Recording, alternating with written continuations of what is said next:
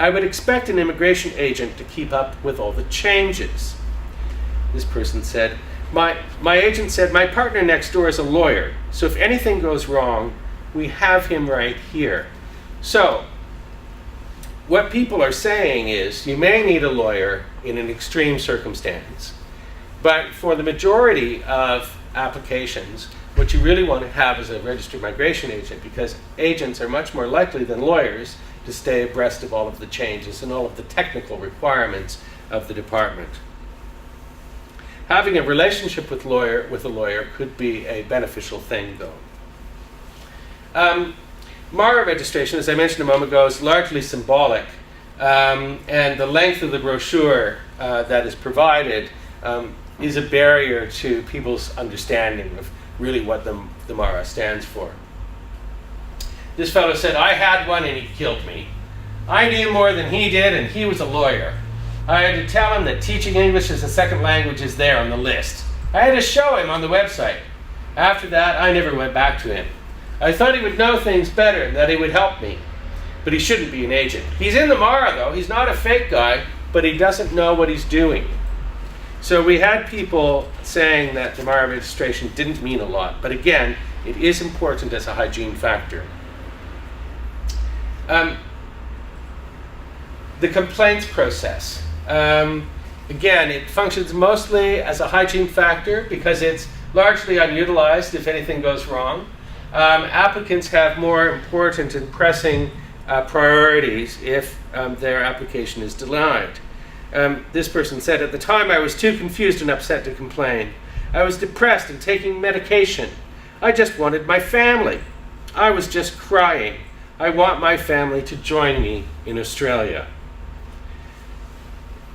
Of course, people said that the jungle drum was a much more effective complaints process than the official channels. Particularly, we had a group of students in Melbourne around one of the discussions, and they said that, let's just see, I think I can get it here. Word would definitely get out if something was not good. I've heard there are these Chinese agents that have a very bad reputation. I have many friends in a similar position, not just from my country, but from Thailand, India, and Laos. Word would get around. So people said that they all knew of agents to stay away from. In both Sydney and in Melbourne, there was chatter amongst applicants about which agents to stay away from, and it didn't take very long, and it certainly didn't take a negative finding in the complaints process to do that. Well, now I mentioned briefly before about offices. Offices can add to peace of mind, but virtual real estate, that is your website, is probably the first place that you should make a significant investment. That said, physical real estate, if it's not well maintained, can be a negative. So, like this person said, I prefer the idea that they have a physical address because it just seems more professional and secure. But compare it with this comment. It was a really small place. It was crowded. It seemed very busy. I had to spend 2 or 3 hours there, so it was not so comfortable. Unfortunately, 2 people had to remain standing until they had their turn. So in this case, having a bad office is a bigger negative than not having one at all. So you have to manage things appropriately. Now, the best offices, though, can really reinforce your identification with your target market. Here's what someone said about a particular agent. Our agent had these colorful things posted around his waiting room. Little signs which asked, have you done your IELTS? Are you a cookery student? So it was pretty nice because you could look around and say, oh yeah, that's me. Oh, I've got to do that. Everything was set up to be of interest from a student perspective. Lastly, staff. Staff can either bolster the confidence that people have in you or detract. And it's very important to communicate when and how you'll delegate certain tasks to staff people.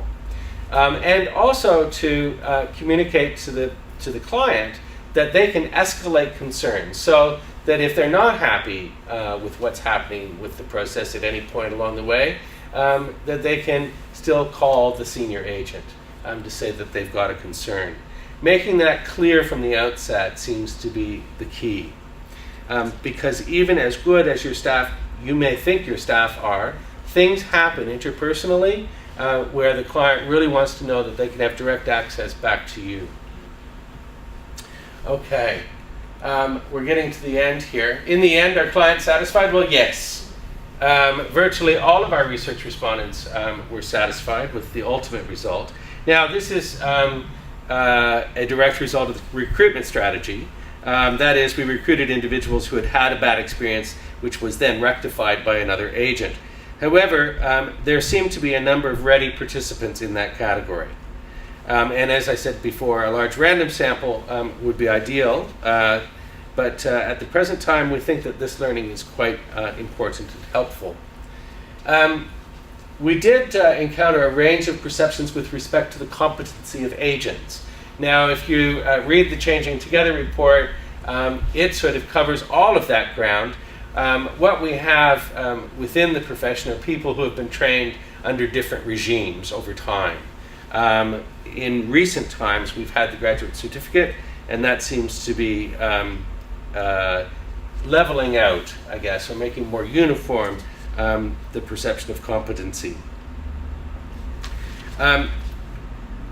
There also is a recognition that migration agents need to attend a lot of departmental briefings and CPD courses to remain current with the rapidly changing regulations. And it doesn't take long for a prospective migrant to notice that the rules are changing. We started that out at the beginning of the report tonight. And so they are very understanding, and in fact it's reassuring for them to know if you're off on a course and being updated on the most recent rules.